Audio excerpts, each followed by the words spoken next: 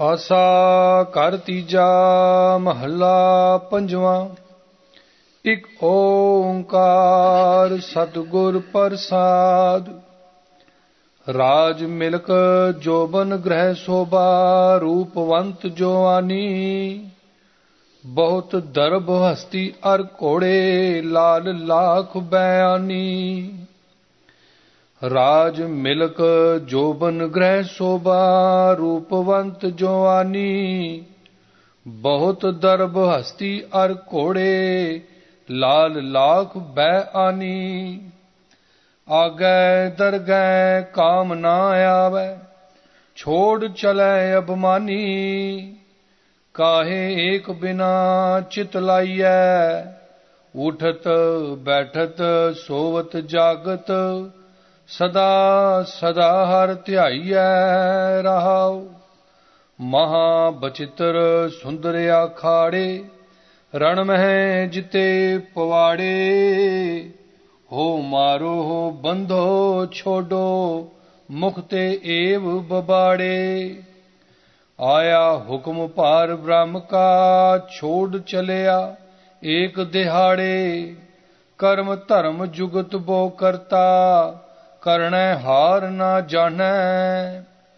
ਉਪਦੇਸ਼ ਕਰੈ ਆਪ ਨਾ ਕਮਾਵੈ ਤਤ ਸ਼ਬਦ ਨਾ ਪਛਾਨੈ। ਨਾਂਗਾ ਆਇਆ ਨਾਂਗੋ ਜਾਸੀ ਜਿਉ ਹਸਤੀ ਖਾਕ ਛਾਨੈ। ਸੰਤ ਸਜਨ ਸੁਨੋ ਸਭ ਮੀਤਾ ਝੂਠਾ ਇਹੋ ਪਸਾਰਾ। ਮੇਰੀ ਮੇਰੀ ਕਰ ਕਰ ਡੂਬੇ ਖਪ ਖਪ ਮੁਏ ਗਵਾਰਾ। ਗੁਰ ਮਿਲ ਨਾਨਕ ਨਾਮ ਧਿਆਇਆ ਸਾਚ ਨਾਮ ਨਿਸਤਾਰਾ।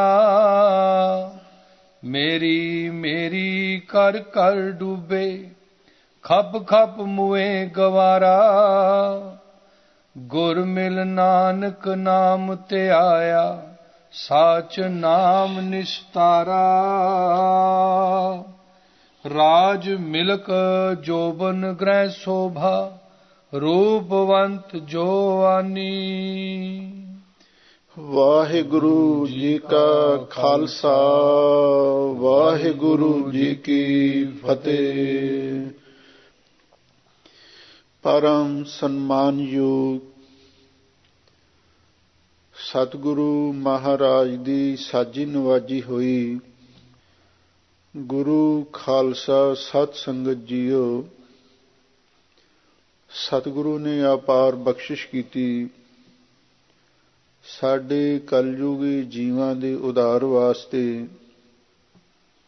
ਜਿੱਥੇ ਪਾਵਨ 10 ਗੁਰੂ ਸਰੂਪ ਧਾਰਨ ਕੀਤੇ ਉੱਥੇ ਹਮੇਸ਼ਾ ਲਈ ਸਰਬੱਤ ਜੀਵਾਂ ਦੀ ਕਲਿਆਣ ਵਾਸਤੇ ਪਾਵਨ ਅੰਮ੍ਰਿਤ ਰੂਪ ਇਲਾਹੀ ਬਾਣੀ ਉਚਾਰਨ ਕੀਤੀ। ਉਸ ਪਾਵਨ ਬਾਣੀ ਦੀ ਲੜੀਵਾਰ ਕਥਾ ਆਪ ਸੰਗਤਾਂ ਸਰਵਣ ਕਰ ਰਹੇ ਹੋ। ਆਸਾ ਰਾਗ ਦੇ ਅੰਦਰ ਪੰਜਵੇਂ ਸਤਿਗੁਰੂ ਸ਼ਹੀਦਾਂ ਦੇ ਸਿਰਤਾਜ ਸ਼ਾਂਤੀ ਦੇ ਸੋਮੇ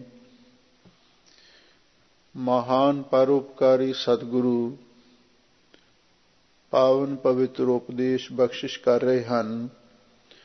ਜਿਸ ਪਵਿੱਤਰ ਸ਼ਬਦ ਦਾ ਪਾਠ ਆਪ ਸੰਗਤਾਂ ਨੇ ਸੁਣਿਆ ਹੈ, ਇਸ ਪਾਵਨ ਪਵਿੱਤਰ ਗੁਰ ਸ਼ਬਦ ਦੇ ਅੰਦਰ ਪੰਚਮ ਪਾਤਸ਼ਾਹ ਧੰਨ ਗੁਰੂ ਅਰਜਨ ਦੇਵ ਮਹਾਰਾਜ ਸਾਨੂੰ ਬਹੁਤ ਸੁੰਦਰ ਉਪਦੇਸ਼ ਬਖਸ਼ਿਸ਼ ਕਰ ਰਹੇ ਹਨ। ਕਾਹੇ ਏਕ ਬਿਨਾ ਚਿਤ ਲਾਈਐ ਉਠਤ ਬੈਠਤ ਸੋਵਤ ਜਾਗਤ। ਸਦਾ ਸਦਾ ਹਰਿ ਧਿਆਈਐ ਰਹਾਉ। ਪੰਜਵੇਂ ਗੁਰਦੇਵ ਜੀ ਫਰਮਾਉਂਦੇ ਹਨ ਕਿ ਇਹ ਦੁਨੀਆ ਦੇ ਲੋਗੋ, ਤੁਸੀਂ ਇੱਕ ਅਕਾਲ ਪੁਰਖ ਵਾਹਿਗੁਰੂ ਦੇ ਪੁਜਾਰੀ ਬਣੋ, ਇੱਕ ਦੇ ਉਪਾਸ਼ਕ ਬਣੋ।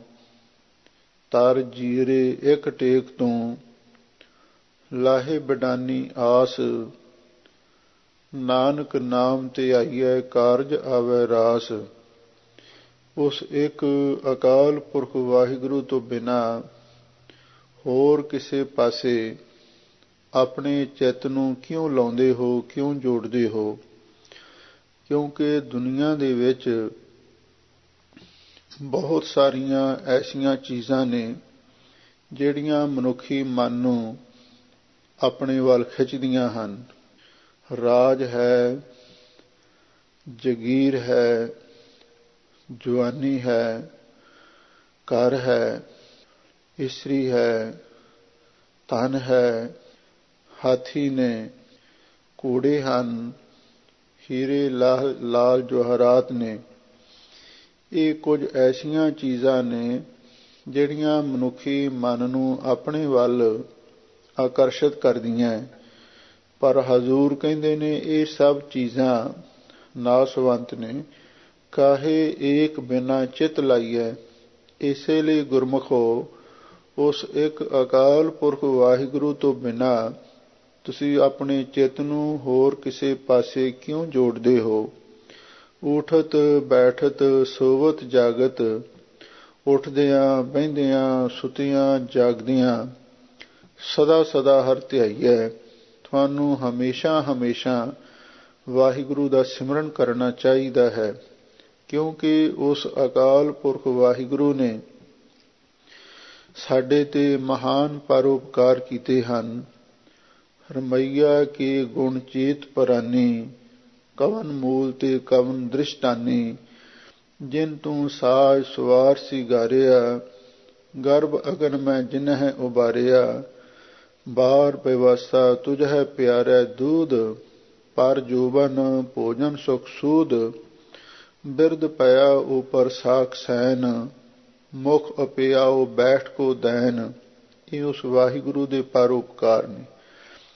ਹਜ਼ੂਰ ਕਹਿੰਦੇ ਨੇ ਉਸ ਅਕਾਲ ਪੁਰਖ ਵਾਹਿਗੁਰੂ ਦੇ ਪਰਉਪਕਾਰਾਂ ਨੂੰ ਯਾਦ ਕਰਕੇ ਹਰ ਵੇਲੇ ਉਸ ਵਾਹਿਗੁਰੂ ਦਾ ਸਿਮਰਨ ਕਰਨਾ ਚਾਹੀਦਾ ਹੈ, ਕਿਉਂਕਿ ਉਸ ਅਕਾਲ ਪੁਰਖ ਵਾਹਿਗੁਰੂ ਨੇ ਜਿੰਨੀਆਂ ਵੀ ਸਾਨੂੰ ਦਾਤਾਂ ਬਖਸ਼ਿਸ਼ ਕੀਤੀਆਂ ਹਨ, ਕੋਈ ਉਸ ਦਾ ਮੁੱਲ ਨਹੀਂ ਲਿਆ, ਕੋਈ ਇਵਜ਼ਾਨਾ ਨਹੀਂ ਲਿਆ, ਬਲਕਿ ਸਾਨੂੰ ਸਾਰੀਆਂ ਵਸਤੂਆਂ ਅਕਾਲ ਪੁਰਖ ਨੇ ਫ੍ਰੀ ਦਿੱਤੀਆਂ ਹਨ।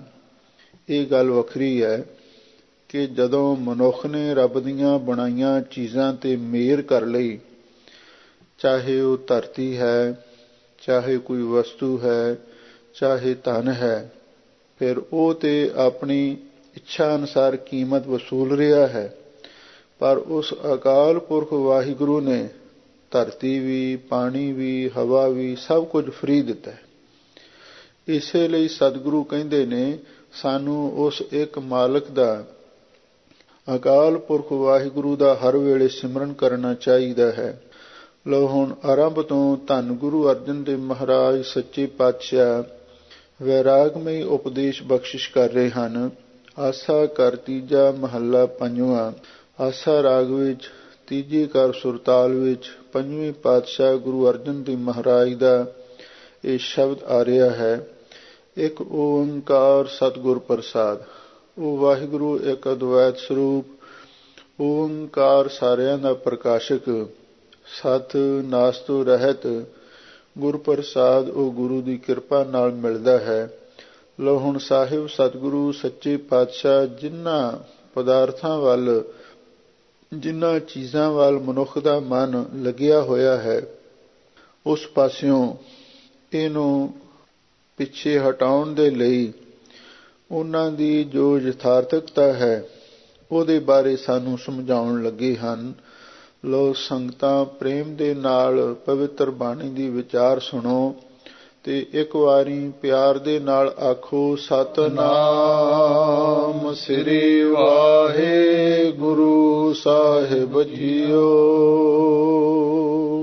ਰਾਜ ਮਿਲਕ ਜੋਬਨ ਗ੍ਰਹਿ ਸੋਭਾ, ਰੂਪਵੰਤ ਜੋ ਆਨੀ। ਧੰਨ ਗੁਰੂ ਅਰਜਨ ਦੇਵ ਮਹਾਰਾਜ ਸੱਚੇ ਪਾਤਸ਼ਾਹ ਫਰਮਾਉਂਦੇ ਨੇ, ਗੁਰਮੁਖੋ ਰਾਜ, ਪਾਤਸ਼ਾਹੀ, ਮਿਲਕ ਜਗੀਰਾਂ, ਜੋਬਨ ਜਵਾਨੀ, ਤੇ ਗ੍ਰਹਿ ਕਹਿੰਦੇ ਨੇ ਘਰ ਨੂੰ।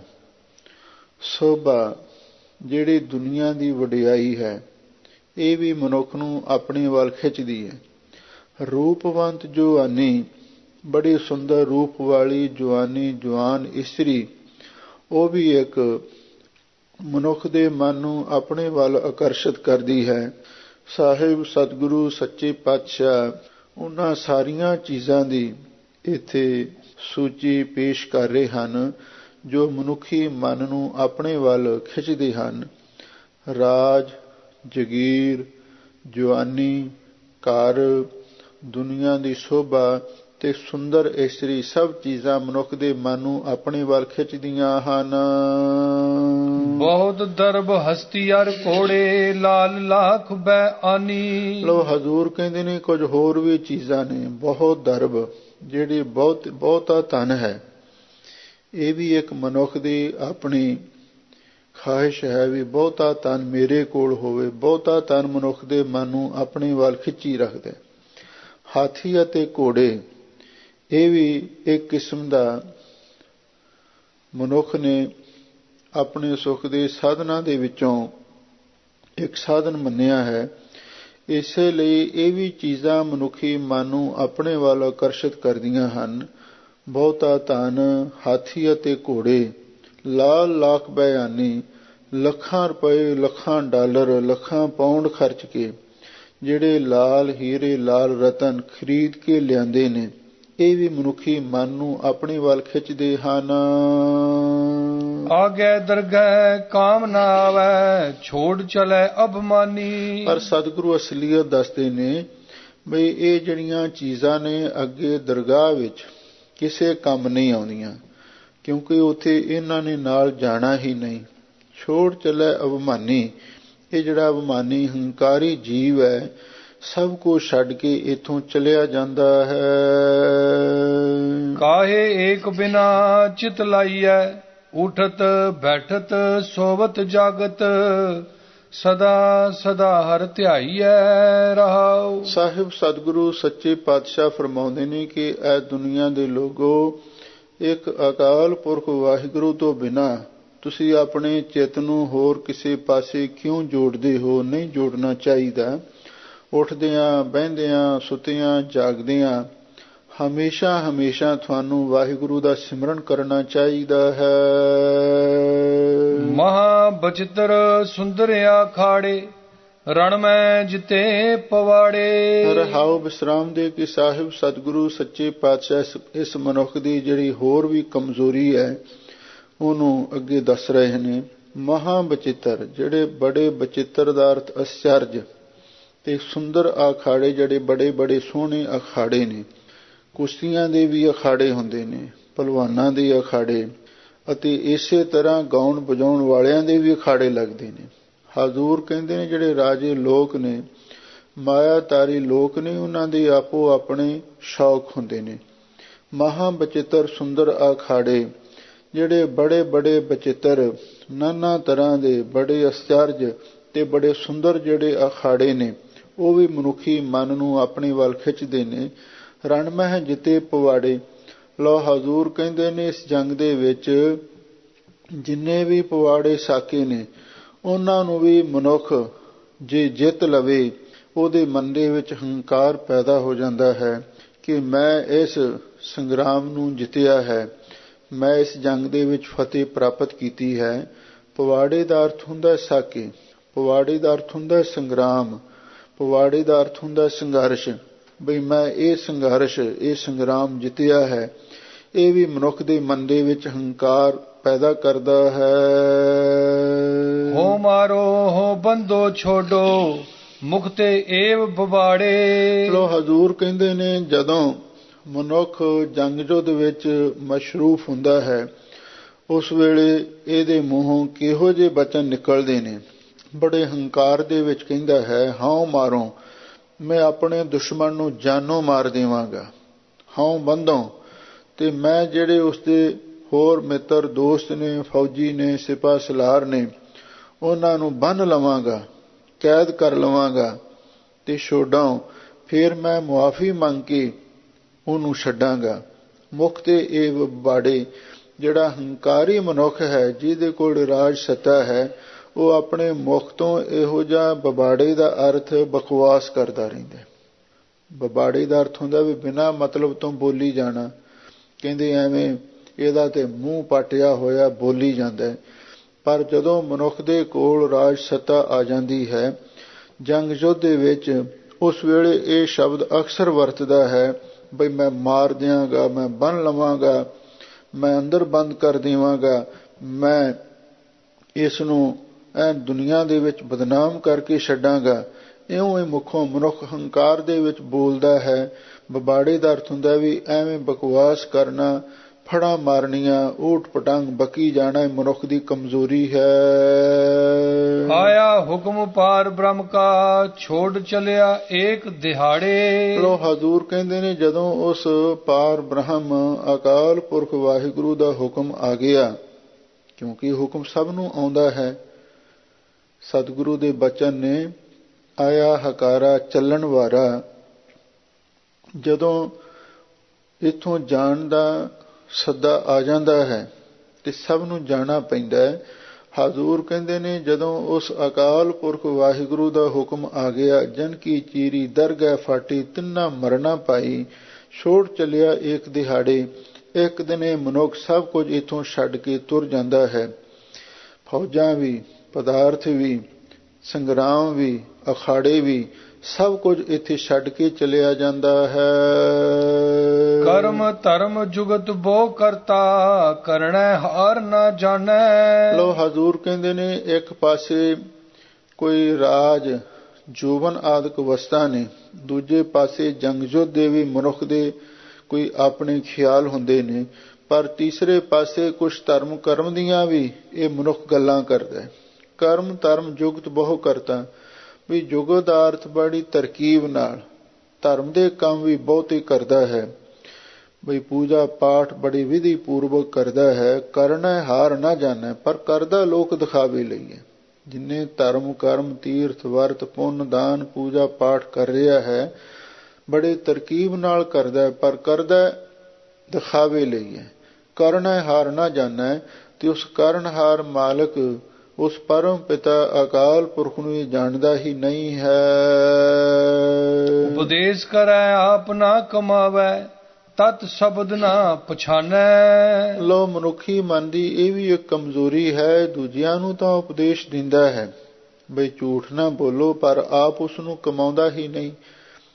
ਰਹਿਤ ਅਵਰ ਕਸ਼ ਅਵਰ ਕਮਾਵਤ, ਮਾਨੀ ਪ੍ਰੀਤ ਮੁਖੋਂ ਗੰਢ ਲਾਵਤ। ਜਾਨਨ ਹਾਰ ਪ੍ਰਭੂ ਪਰਬੀਨ, ਬਾਹਰ ਭੇਖ ਨਾ ਕਾਹੂ ਪੀਨ।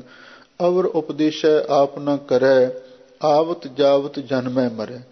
ਹੋਰਾਂ ਨੂੰ ਉਪਦੇਸ਼ ਦਿੰਦਾ ਹੈ ਪਰ ਆਪ ਨਹੀਂ ਕਮਾਉਂਦਾ।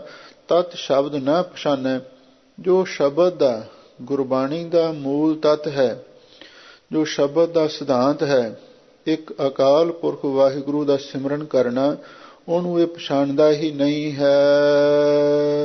ਨਾਂਗਾ ਆਇਆ ਨਾਂਗੋ ਜਾਸੀ, ਜੋ ਹਸਤੀ ਖਾਕ ਛਾਨੈ। ਧੰਨ ਗੁਰੂ ਅਰਜਨ ਦੇਵ ਮਹਾਰਾਜ ਸੱਚੇ ਪਾਤਸ਼ਾਹ ਫਰਮਾਉਂਦੇ ਨੇ, ਦੇਖ ਲੋ ਜੀਵ ਨੰਗਾ ਹੀ ਆਇਆ ਸੀ।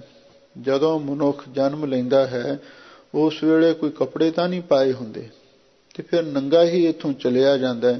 ਇਹਦਾ ਮਤਲਬ ਇਹ ਹੈ ਜਦੋਂ ਮਨੁੱਖ ਆਉਂਦਾ ਹੈ, ਕਮ ਸੇ ਕਮ ਚਲੋ ਆਪਣਾ ਸਰੀਰ ਤਾਂ ਲੈ ਕੇ ਆਉਂਦਾ ਨਾ, ਭਾਵੇਂ ਨੰਗਾ ਹੀ ਸਹੀ, ਪਰ ਜਦੋਂ ਜਾਂਦਾ ਹੈ ਉਸ ਵੇਲੇ ਸਰੀਰ ਵੀ ਇੱਥੇ ਛੱਡ ਕੇ ਜਾਂਦਾ, ਉਹ ਵੀ ਨਾਲ ਨਹੀਂ ਜਾਂਦਾ। ਸੰਗ ਕੀ ਦੇਹ ਨਾ ਸੰਗ ਸਦਾ ਹੈ। ਇਹ ਮਨੁੱਖ ਨੰਗਾ ਸਰੀਰ ਲੈ ਕੇ ਆਇਆ ਸੀ, ਫਿਰ ਇਹ ਸਰੀਰ ਨੂੰ ਵੀ ਇੱਥੇ ਛੱਡ ਕੇ ਤੇ ਸਿਰਫ ਆਤਮਾ ਹੀ ਇਸ ਮਨੁੱਖ ਦੀ ਅੱਗੇ ਪਰਲੋਕ ਨੂੰ ਜਾਂਦੀ ਹੈ, ਜਿਉਂ ਹਸਤੀ ਖਾਕ ਛਾਨੈ। ਇਹ ਮਨੁੱਖ ਜਿੰਨੇ ਵੀ ਧਰਮ ਕਰਮ ਕਰਦਾ ਹੈ ਤੇ ਫਿਰ ਉਹਦਾ ਹੰਕਾਰ ਕਰਦਾ ਹੈ। ਇਹਦੀ ਹਾਲਤ ਇਸੇ ਤਰ੍ਹਾਂ ਦੀ ਹੈ ਜਿਵੇਂ ਹਾਥੀ ਪਹਿਲਾਂ ਤੇ ਨਹਾਉਂਦਾ ਹੈ ਤੇ ਨਹਾ ਕੇ ਆਪਣੇ ਸਿਰ ਉੱਤੇ ਮਿੱਟੀ ਪਾ ਲੈਂਦਾ। ਇਹੀ ਹਾਲਤ ਉਸ ਹੰਕਾਰੀ ਮਨੁੱਖ ਦੀ ਹੈ। ਤੀਰਥ ਵਰਤ ਅਰ ਦਾਨ ਕਰ, ਮਨ ਮਹਿ ਤਰੈ ਗੁਮਾਨ। ਨਾਨਕ ਨੇ ਫਲ ਜਾਤੇ, ਜੋ ਕੁੰਚਰ ਇਸ਼ਨਾਨ। ਇਹ ਹਾਲਤ ਮਨੁੱਖ ਦੀ ਹੈ। ਧਰਮ ਕਰਮ ਤੇ ਕਰਦਾ ਹੈ ਪਰ ਫਿਰ ਮਨ ਵਿੱਚ ਹੰਕਾਰ ਕਰਦਾ ਹੈ। ਜਦੋਂ ਮਨੁੱਖ ਕੀਤੇ ਧਰਮ ਕਰਮ ਦਾ ਹੰਕਾਰ ਕਰ ਲਵੇ, ਫਿਰ ਤੇ ਹਾਥੀ ਦੇ ਇਸ਼ਨਾਨ ਵਾਲੀ ਗੱਲ ਹੁੰਦੀ ਹੈ। ਜਿਉਂ ਹਾਸੀ ਖਾਕ ਛਾਨੈ, ਜਿਵੇਂ ਹਾਥੀ ਆਪਣੇ ਸਿਰ ਉੱਤੇ ਖਾਕ ਛਾਨਦਾ ਹੈ, ਆਪਣੇ ਸਿਰ ਉੱਤੇ ਮਿੱਟੀ ਪਾ ਲੈਂਦਾ ਹੈ, ਇਹੀ ਹਾਲਤ ਉਸ ਮਨੁੱਖ ਦੀ ਹੁੰਦੀ ਹੈ। ਸੰਤ ਸਜਣ ਸੁਨੋ ਸਭ ਮੀਤਾ, ਝੂਠਾ ਇਹੋ ਪਸਾਰਾ। ਧੰਨ ਗੁਰੂ ਅਰਜਨ ਦੇਵ ਮਹਾਰਾਜ ਸੱਚੇ ਪਾਤਸ਼ਾਹ ਫਰਮਾਉਂਦੇ ਨੇ, ਐ ਸੰਤ ਸੱਜਣੋ, ਐ ਮਹਾਂਪੁਰਖੋ, ਸਾਡੇ ਮਿੱਤਰ ਸੱਜਣੋ, ਸਾਰੇ ਧਿਆਨ ਨਾਲ ਸੁਣੋ, ਇਹ ਇੱਕ ਅਟਲ ਸਚਾਈ ਹੈ। ਝੂਠਾ ਇਹੋ ਪਸਾਰਾ, ਇਹ ਸਾਰਾ ਪਸਾਰਾ ਹੀ ਝੂਠਾ ਹੈ। ਇਹ ਜਗ ਧੂਏ ਕਾ ਪਹਾਰ, ਤੈਂ ਸਾਚਾ ਮਾਨਿਆ ਕਿਹ ਵਿਚਾਰ। ਕੂੜ ਰਾਜਾ ਕੂੜ ਪਰਜਾ, ਕੂੜ ਸਭ ਸੰਸਾਰ, ਕੂੜ ਮੰਡਪ ਕੂੜ ਮਾੜੀ, ਕੂੜ ਬੈਸਨਹਾਰ। ਇਹ ਸੰਸਾਰ ਤੇ ਇੱਕ ਸੁਪਨਾ ਹੈ, ਇਸ ਲਈ ਇਹ ਪਸਾਰਾ ਸਾਰਾ ਹੀ ਝੂਠਾ ਹੈ। ਮੇਰੀ ਮੇਰੀ ਕਰ ਕਰ ਡੂਬੇ, ਖਪ ਖਪ ਮੁਏ ਗਵਾਰਾ। ਸਾਹਿਬ ਸਤਿਗੁਰੂ ਸੱਚੇ ਪਾਤਸ਼ਾਹ ਫਰਮਾਉਂਦੇ ਨੇ, ਭਾਈ ਜਿਹੜੇ ਗਵਾਰਾ ਮੂਰਖ ਲੋਕ ਨੇ, ਬੇਵਕੂਫ ਨੇ, ਨਾ ਸਮਝ ਨੇ, ਬਈ ਆਹ ਵੀ ਚੀਜ਼ ਮੇਰੀ ਹੈ, ਆਹ ਵੀ ਮੇਰੀ ਹੈ, ਬਸ ਇਸ ਤਰ੍ਹਾਂ ਕਰ ਕਰਕੇ ਤੇ ਮੋਹ ਮਾਇਆ ਦੇ ਵਿੱਚ ਖਪ ਖਪ ਕੇ ਮਰ ਗਏ ਨੇ ਤੇ ਸੰਸਾਰ ਸਮੁੰਦਰ ਦੇ ਵਿੱਚ ਡੁੱਬ ਗਏ ਨੇ। ਇਹਦਾ ਮਤਲਬ ਇਹ ਹੈ, ਮਨੁੱਖ ਦੇ ਮਨ ਦੇ ਵਿੱਚ ਝੂਠੀ ਪਕੜ ਹੁੰਦੀ ਹੈ ਜਾਰ ਜੋਰੂ ਜਿਮੀ ਦੇ ਸੰਬੰਧ ਵਿੱਚ। ਇਹ ਮਾਇਆ ਮੇਰੀ ਹੈ, ਇਹ ਧਰਤੀ ਮੇਰੀ ਹੈ ਅਤੇ ਜੋਰੂ ਇਸਤਰੀ ਮੇਰੀ ਹੈ। ਇਉਂ ਮੇਰੀ ਮੇਰੀ ਕਰ ਕਰਕੇ ਸਾਰੇ ਡੁੱਬ ਗਏ ਨੇ। ਉਹ ਮੂਰਖ ਲੋਕ ਇਹਨਾਂ ਚੀਜ਼ਾਂ ਦੇ ਵਿੱਚ ਖਪ ਖਪ ਕੇ ਆਖਰ ਮਰ ਗਏ। ਗੁਰ ਮਿਲ ਨਾਨਕ ਨਾਮ ਧਿਆਇਆ, ਸਾਚ ਨਾਮ ਨਿਸਤਾਰਾ। ਧੰਨ ਗੁਰੂ ਅਰਜਨ ਦੇਵ ਮਹਾਰਾਜ ਸੱਚੇ ਪਾਤਸ਼ਾਹ ਫਰਮਾਉਂਦੇ ਨੇ, ਗੁਰਮੁਖੋ ਅਸਾਂ ਤੇ ਗੁਰੂ ਦੇ ਨਾਲ ਮਿਲ ਕੇ ਧੰਨ ਗੁਰੂ ਰਾਮਦਾਸ ਮਹਾਰਾਜ ਦੀ ਸ਼ਰਨ ਵਿੱਚ ਆ ਕੇ ਉਸ ਅਕਾਲ ਪੁਰਖ ਦੇ ਨਾਮ ਨੂੰ ਧਿਆਇਆ ਹੈ।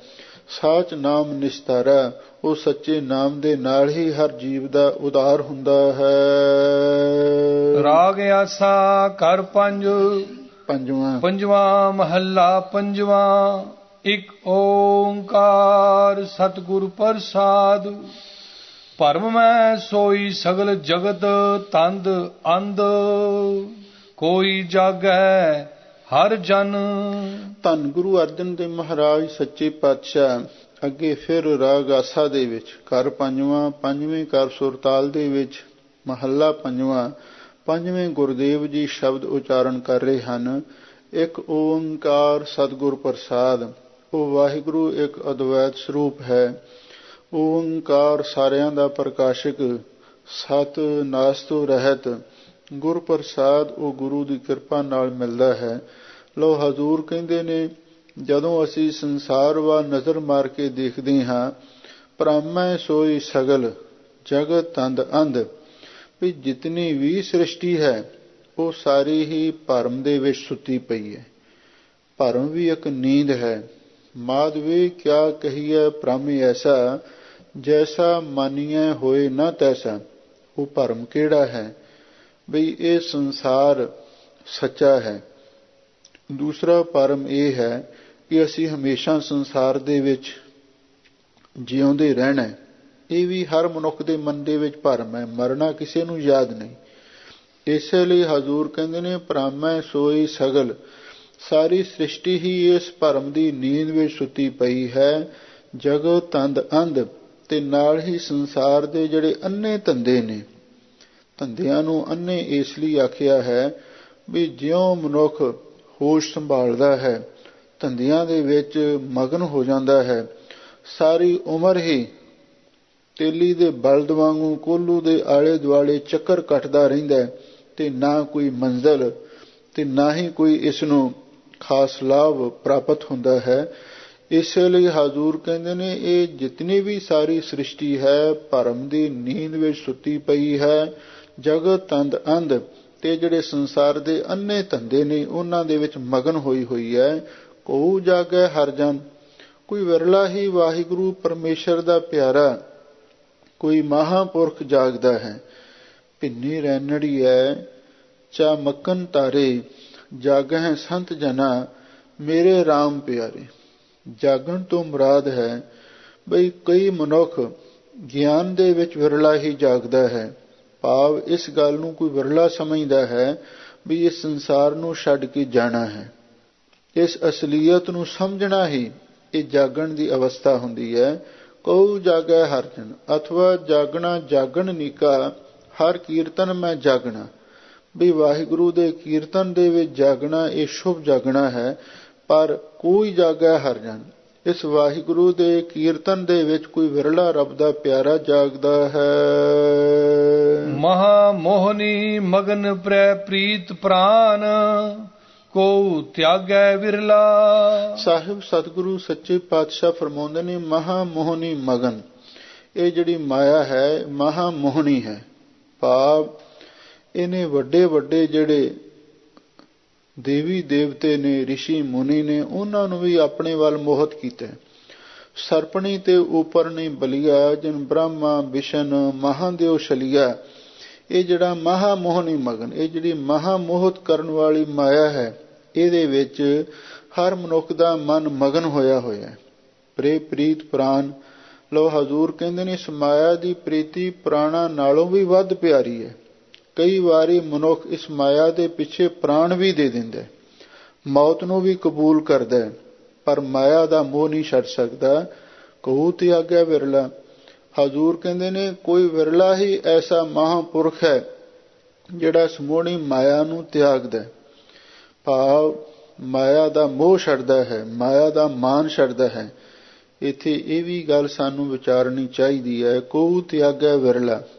ਧੰਨ ਗੁਰੂ ਨਾਨਕ ਦੇਵ ਮਹਾਰਾਜ ਸੱਚੇ ਪਾਤਸ਼ਾਹ ਨੇ ਸਾਨੂੰ ਬਾਹਰਲੇ ਤਿਆਗ ਦੀ ਕੋਈ ਸਿੱਖਿਆ ਨਹੀਂ ਦਿੱਤੀ, ਬਈ ਤੁਸੀਂ ਮਾਇਆ ਨੂੰ ਤਿਆਗ ਕੇ, ਪਰਿਵਾਰ ਨੂੰ, ਸੰਸਾਰ ਨੂੰ ਛੱਡ ਕੇ ਜੰਗਲਾਂ ਤੇ ਪਹਾੜਾਂ ਵਿੱਚ ਚਲੇ ਜਾਓ। ਐਸੀ ਕੋਈ ਗੱਲ ਸਾਡੇ ਸਤਿਗੁਰੂ ਨੇ ਨਹੀਂ ਸਾਨੂੰ ਆਖੀ। ਹਾਂ, ਸਤਿਗੁਰੂ ਮਹਾਰਾਜ ਨੇ ਸਾਨੂੰ ਇਹ ਜ਼ਰੂਰ ਸਿੱਖਿਆ ਦਿੱਤੀ ਹੈ, ਮਾਨ ਮੋਹ ਦੋਨੋਂ ਕੋ ਪਰਹਰ, ਗੋਬਿੰਦ ਕੇ ਗੁਣ ਗਾਵੇ। ਮਾਣ ਤੇ ਮੋਹ ਨੂੰ ਛੱਡਣਾ, ਕਿਉਂਕਿ ਜਿਹੜਾ ਮਾਣ ਹੈ, ਮਾਇਆ ਧਾਰੀ ਨੂੰ ਮਾਇਆ ਦਾ ਮਾਣ ਹੁੰਦਾ ਤੇ ਮੋਹ ਵੀ ਹੁੰਦਾ। ਦੂਜੇ ਪਾਸੇ ਜਿਹੜੇ ਕੋਈ ਅੱਜ ਕੱਲ੍ਹ ਦੇ ਤਿਆਗੀ ਬਣੇ ਹੋਏ ਨੇ, ਭਾਵੇਂ ਠੀਕ ਹੈ ਉਹ ਬਾਹਰੋਂ ਤਾਂ ਕਹਿੰਦੇ ਨੇ ਅਸੀਂ ਮਾਇਆ ਨੂੰ ਹੱਥ ਨਹੀਂ ਲਾਉਂਦੇ ਜਾਂ ਮਾਇਆ ਦਾ ਚੜਾਵਾ ਨਹੀਂ ਚੜ੍ਹਨ ਦਿੰਦੇ, ਪਰ ਅੰਦਰੋਂ ਤੇ ਮਾਇਆ ਨਹੀਂ ਛੁੱਟਦੀ, ਅੰਦਰੋਂ ਤੇ ਇੱਛਾ ਬਣੀ ਹੁੰਦੀ ਹੈ। ਲੋ ਹਜ਼ੂਰ ਕਹਿੰਦੇ ਨੇ ਫਿਰ ਉਹਨਾਂ ਦੇ ਮਨ ਦੇ ਵਿੱਚ ਮਾਣ ਬੜਾ ਹੁੰਦਾ। ਮਾਇਆ ਧਾਰੀ ਨੂੰ ਮਾਇਆ ਦਾ ਮਾਣ ਤੇ ਮੋਹ ਹੁੰਦਾ ਹੈ। ਮਾਇਆ ਦੇ ਤਿਆਗੀ ਨੂੰ ਜਿਹੜਾ ਬਰਕਤ ਬਣਿਆ ਹੁੰਦਾ ਹੈ, ਉਹਨੂੰ ਆਪਣੇ ਤਿਆਗ ਦਾ ਮਾਣ ਤੇ ਸਿੱਖੀ ਸੇਵਕੀ ਦਾ ਮੋਹ ਪੈਦਾ ਹੋ ਜਾਂਦਾ। ਗੱਲ ਉੱਥੇ ਖੜੀ ਰਹਿੰਦੀ ਹੈ। ਸਤਿਗੁਰੂ ਕਹਿੰਦੇ ਨੇ ਮਾਇਆ ਪਰਮੇਸ਼ਰ ਦੀ ਸ਼ਕਤੀ ਹੈ, ਇਹ ਇਸ ਜੀਵ ਦੀਆਂ ਲੋੜਾਂ ਪੂਰਨ ਕਰਦੀ ਹੈ, ਔਰ ਇਹਨੂੰ ਛੱਡ ਕੇ ਜੀਵਨ ਦੀ ਨੌਕਾ ਚੱਲ ਹੀ ਨਹੀਂ ਸਕਦੀ। ਇਸ ਲਈ ਇਹਦੀ ਹਰ ਵਿਅਕਤੀ ਨੂੰ ਲੋੜ ਹੈ, ਚਾਹੇ ਕੋਈ ਸਾਧੂ ਹੈ, ਚਾਹੇ ਕੋਈ ਗ੍ਰਸਤੀ ਹੈ, ਚਾਹੇ ਕੋਈ ਸਮਾਜ ਸੇਵਕ ਹੈ, ਚਾਹੇ ਕੋਈ ਵੀ ਹੈ। ਮਾਇਆ ਇੱਕ ਸਾਧਨ ਹੈ ਸਾਡੀ ਜ਼ਿੰਦਗੀ ਦਾ। ਸਿਆਣੇ ਪੁਰਖਾਂ ਨੇ ਬੜੀ ਸੁੰਦਰ ਉਦਾਹਰਣ ਦਿੱਤੀ ਹੈ। ਉਹ ਕਹਿੰਦੇ ਨੇ ਜਿਵੇਂ ਪਾਣੀ ਤੋਂ ਤਰਨ ਵਾਸਤੇ ਇਸ ਮਨੁੱਖ ਨੇ ਇੱਕ ਸਾਧਨ ਬਣਾਇਆ ਹੈ, ਉਹ ਹੈ ਬੇੜੀ। ਜਦੋਂ ਆਪਾਂ ਕੋਈ ਦਰਿਆ ਪਾਰ ਕਰਨਾ ਹੋਵੇ ਤਾਂ ਸਾਨੂੰ ਬੇੜੀ ਦੀ ਓਟ ਲੈਣੀ ਪੈਂਦੀ ਹੈ, ਬੇੜੀ ਤੇ ਚੜ੍ਹ ਕੇ ਦਰਿਆ ਪਾਰ ਕਰਦੇ ਹਾਂ। ਇੱਕ ਗੱਲ ਖਿਆਲ ਵਿੱਚ ਜ਼ਰੂਰ ਰੱਖਣੀ ਚਾਹੀਦੀ ਹੈ, ਬੇੜੀ ਚੱਲਦੀ ਵੀ ਪਾਣੀ ਵਿੱਚ ਹੈ ਤੇ ਡੁੱਬਦੀ ਵੀ ਪਾਣੀ ਵਿੱਚ ਹੈ। ਇਹ ਇੱਕ ਜ਼ਰੂਰੀ ਗੱਲ ਸਮਝਣ ਵਾਲੀ ਹੈ। ਬੇੜੀ ਚੱਲਦੀ ਵੀ ਪਾਣੀ ਵਿੱਚ ਹੈ ਤੇ ਡੁੱਬਦੀ ਵੀ ਪਾਣੀ ਵਿੱਚ ਹੀ ਹੈ। ਨਾ ਬੇੜੀ ਪਾਣੀ ਤੋਂ ਬਾਹਰ ਚੱਲ ਸਕਦੀ ਹੈ ਤੇ ਨਾ ਹੀ ਡੁੱਬ ਸਕਦੀ ਹੈ।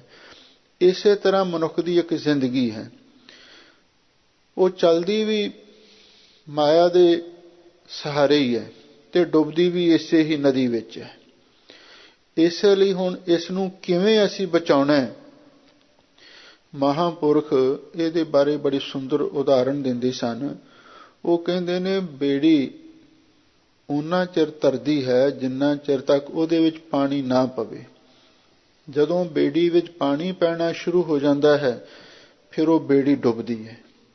ਇਸ ਲਈ ਮਾਇਆ ਦਾ ਸੰਬੰਧ, ਪਦਾਰਥਾਂ ਦਾ ਸੰਬੰਧ ਸਾਡੇ ਮਨੁੱਖੀ ਜੀਵਨ ਦੇ ਨਾਲ ਹੈ, ਪਰ ਸਾਡਾ ਮਨ ਅੰਦਰੋਂ ਨਿਰਲੇਪ ਹੋਣਾ ਚਾਹੀਦਾ।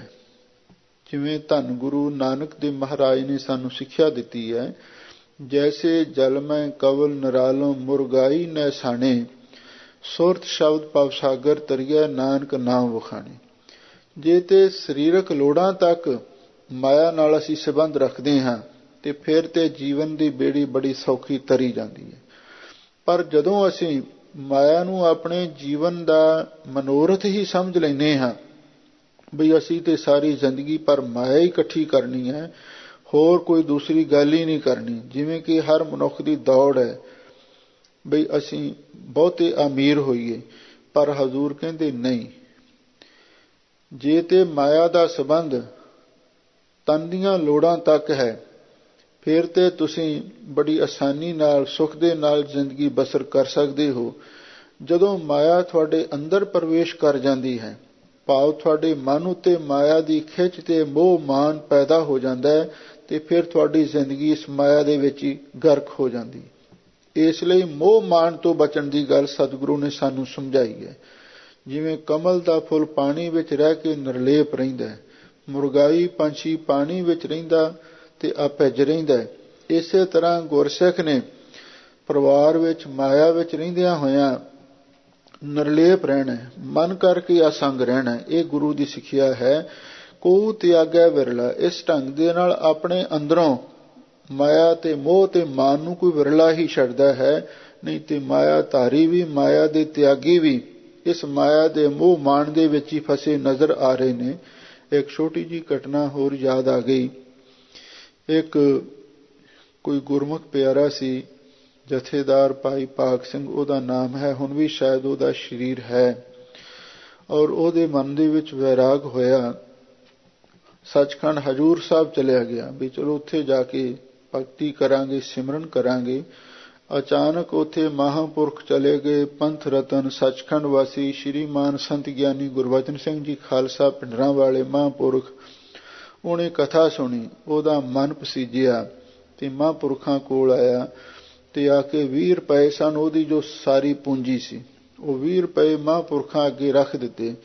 ਕਹਿਣ ਲੱਗਾ, ਸੱਚੇ ਪਾਤਸ਼ਾਹ ਮਹਾਂਪੁਰਖੋ, ਇਹ ਮਾਇਆ ਤੇ ਦੁੱਖ ਰੂਪ ਹੈ, ਇਹ ਮਾਇਆ ਤੇ ਜ਼ਹਿਰ ਹੈ, ਇਹ ਮਾਇਆ ਤੇ ਨਾਗਣੀ ਹੈ, ਇਸ ਲਈ ਮੈਂ ਇਹਦਾ ਖਹਿੜਾ ਛੱਡ ਦਿੱਤਾ।